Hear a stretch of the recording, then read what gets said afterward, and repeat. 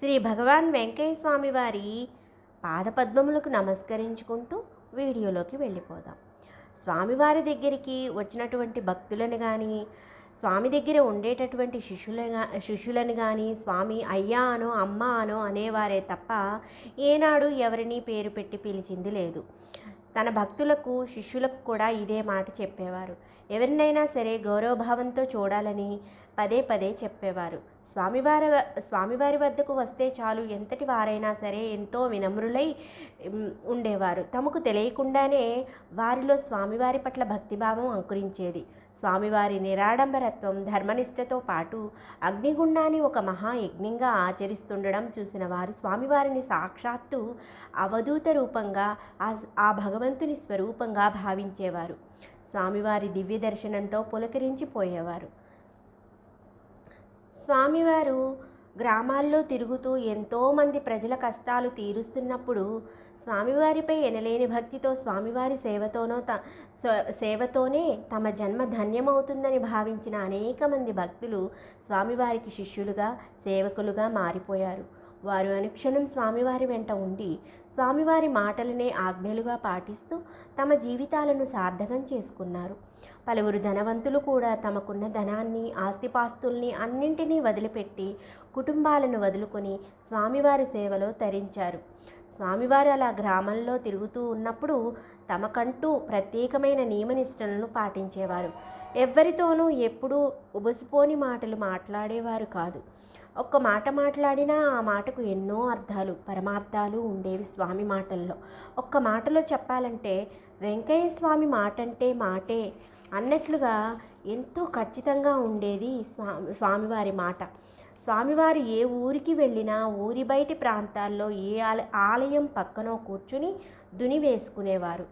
ఊళ్ళోకి వస్తే ఏ చెట్టు కిందనో ఉండేవారే తప్ప ఎవరి ఇళ్లలోకి వెళ్ళేవారు కాదు. వాళ్ళెంతగా ప్రార్థించినా, వాళ్ళెంత ధనవంతులైనా సరే వెళ్ళేవారు కాదు. తాను ఎక్కడ ఉండాలనుకునేవారో అక్కడే ఉండేవారు తప్ప ఎవరి మొహమాటాలకు తావిచ్చేవారు కాదు. అన్నిటికీ మించి తానెక్కడ ఉన్నా ధుని వెలగాల్సిందే. తుంబరనాదం అనవతరం మోగుతూ ఉండాల్సిందే. ఓం నారాయణ, ఆదినారాయణ మంత్రజపం జరుగుతుండాల్సిందే. ఓసారి వెంకయ్య స్వామివారు పొదలకూరు మండలంలోని చెర్లోపల్లి గ్రామానికి తన శిష్యులతో కలిసి వచ్చారు. ఆ శిష్యులు కూడా స్వామివారు ఏ గ్రామానికి ఎక్కడికి కదలమంటే అక్కడికి మారు మాట్లాడకుండా స్వామివారితో కలిసి బయలుదేరి వచ్చేసేవారు.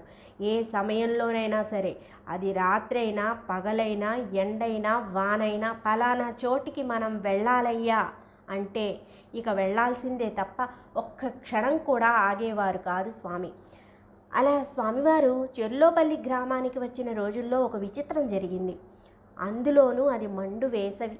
అప్పటికే గ్రామంలో చాలా కాలం నుంచి వర్షాలు లేక పొలాలన్నీ బీళ్లు పడిపోయాయి. ఆ ఊరి చెరువు ఎప్పుడో ఎండిపోయింది. చివరికి బావులు, గుంతలు అన్నీ కూడా అడుగంటిపోయాయి. అక్కడి ప్రజలకు తాగేందుకు నీరు దొరకడం కూడా కష్టమైపోయింది. అందరికీ అన్నం పెట్టే అన్నదాతల పరిస్థితి మరింత దయనీయంగా ఉంది. ఇంకా మూగజీవాల సంగతి సరే, తినడానికి గడ్డి కూడా దొరక్క, తాగేందుకు నీళ్లు లేక అవి పడే కష్టాలు, బాధలు వర్ణనాతీతం. తీవ్రమైన కరువుతో ప్రజలు విలవిల్లాడుతున్న రోజులవి. అలాంటి తరుణంలో స్వామివారు ఎవరూ పిలవకుండానే శిష్య బృందంతో ఆ గ్రామానికి వచ్చారు. ఊరి మధ్యలో ఓ చెట్టు కింద తాటాకు మీద కూర్చుని తన పాటికి తాను ఏమీ తెలియనట్లు దుని వేసుకోవడం ప్రారంభించారు. స్వామివారు వచ్చారని తెలిసి ఊళ్ళో ఉన్న జనమంతా స్వామివారి వద్దకు రావడం ప్రారంభించారు. ఈలోగా ఎక్కడి నుంచి వచ్చిందో ఒక ఆవు స్వామివారి దగ్గరగా వచ్చింది. స్వామివారు మౌనంగా అగ్నిగుండం వెలిగించే పనిలో ఉన్నారు. ఆ ఆవు స్వామివారు కూర్చుని ఉన్న తాటాకును లాగడం మొదలుపెట్టింది. స్వామివారికి పరిస్థితి అర్థమయ్యింది. మూగజీవాలకు కనీసం తిండి కూడా లేక ఆకలితో అలమటిస్తున్నాయని తెలిసి కరుణాద్ర హృదయుడైన స్వామి హృదయం ద్రవించిపోయింది. వెంటనే తన శిష్యులతో ఆ భగవంతునికి చీటీ రాయండయ్యా అని చెప్పి పెద్ద వాన కురవాలని చీటీ రాయించి తంబురమీటుతూ తన ధ్యానంలోకి తాను వెళ్ళిపోయారు స్వామి. ఆ రోజంతా అలాగే ఉన్నారు స్వామివారు. ఏమీ తినలేదు, మంచినీళ్ళు కూడా ముట్టలేదు. అలా రాత్రంతా గడిచిపోతున్నా స్వామివారు మాత్రం మన ధ్యాసలోకి రానే లేదు. శిష్యులంతా అలసి సొలసిపోయి ఎక్కడి వారు అక్కడ పడుకున్నారే తప్ప స్వామివారు మాత్రం అలాగే ధ్యాననిష్టలో మునిగిపోయారు. వేకువజాము నుంచి ఆకాశం మేఘావృతమైంది. వాతావరణం ఉన్నట్లుండి బాగా చల్లబడిపోయింది. ఉరుములు మెరుపులు ప్రారంభమయ్యాయి. ఫెళఫెళార్భాటాలతో వర్షం కురవడం ఆరంభించింది. అందులోనూ అది కుండపోత వాన. బావులు గుంతలు అన్నీ నిండిపోయాయి. కాలువలు పొంగి పొర్లాయి. తెల్లారేసరికల్లా చెర్లోపల్లి చెరువున వాననీటితో నిండిపోయింది. ఆ ఊరి కరువు అంతటితో తీరిపోయింది. ఇది ఆ ఊరి జనానికంతా ప్రత్యక్షానుభవమే. వాన బాగా కురిసేదాకా స్వామివారు తన పరధ్యానంలోంచి బయటకు రాలేదు. అంత మండుటెండల్లో ఎంతో కాలంగా వాన చినుకులేక ఎండిపోతున్న ఆ గ్రామాన్ని కరుణించి స్వామివారు అక్కడికి విచ్చేసి వాన కురిపించి ప్రజల కష్టాన్ని తీర్చడం ఎంతైనా అద్భుతం. దీంతో స్వామివారి మహిమ అక్కడి ప్రజలకు బాగా అర్థమైంది. ఇతర గ్రామాలకు కూడా ఇదంతా తెలిసిపోయింది. అందరూ వచ్చి స్వామివారికి భక్తితో దండాలు పెడుతుంటే స్వామివారి చిరునవ్వుతో శిష్యుల వైపు చూస్తూ, అయ్యో ఇంక మనం ఇక్కడ ఉండకూడదయ్యో అంటూ మరో చోటికి శిష్యగణంతో కదిలి వెళ్ళిపోయారు. వెంకయ్య స్వామి మహిమలు ఇలాంటివి కోకొల్లలు. మరో సంఘటన కూడా ఇక్కడ మనం చూద్దాం. స్వామివారి ఒకసారి ఇనుకుర్తి గ్రామం వద్ద అడవిలో వస్తున్నారు. స్వామివారి వెంట శిష్యగణమంతా ఉన్నారు. ఆ అడవిదారిలో ఉన్నప్పుడు ఆకాశం మేఘావృతమై వర్షం జోరుగా కురవడం ప్రారంభమైంది. శిష్యులంతా ఆ వర్షానికి ఎంతో ఇబ్బంది పడుతున్నారు. అది గమనించిన స్వామివారు, అయ్యా వీరరాఘవ స్వామి, వర్షం ఆపవయ్యా అంటూ తుంబురా అందుకున్నారు. తన ధ్యానంలోకి తాను వెళ్ళిపోయారు. ఏమి జరిగిందో ఏమో, కొద్దిసేపట్లోనే వాన ఆగిపోయింది. ఇలా ఒకటో రెండో కాదు, ఎన్నో సంఘటనలు జరిగాయి.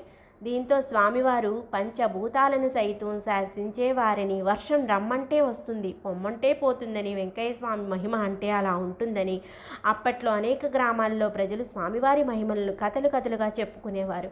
అయితే అవన్నీ కథలు కావు, వాస్తవంగా జరిగినటువంటి సంఘటనలు. వేలాది మంది ప్రజలకు ఇవన్నీ అనుభవైక వేద్యాలు. ఇలా స్వామివారు తలుచుకుంటే చాలు వానలు కురవాల్సిందే, వాన రావమ్మ అంటే రావాల్సిందే, ఆగమ్మ అంటే ఆగాల్సిందే. పంచభూతాలను సైతం తన అధీనంలోనే ఉంచుకున్న శ్రీ స్వామివారు లోక కళ్యాణం కోసం ఇలా ఎన్నో చోట్లకు తనంత తానుగా వెళ్ళి ఆయా ప్రాంతాల్లో కరువులు బాపి, వరదలు ఆపి ప్రజలను కష్టాల నుంచి గట్టెక్కించారు. ఓం నారాయణ ఆదినారాయణ. మా వీడియో కనుక మీకు నచ్చినట్లయితే మా ఛానల్ని సబ్స్క్రైబ్ చేసుకోండి. లైక్, షేర్, పక్కనే ఉన్న బెల్ ఐకాన్ని ప్రెస్ చేయండి.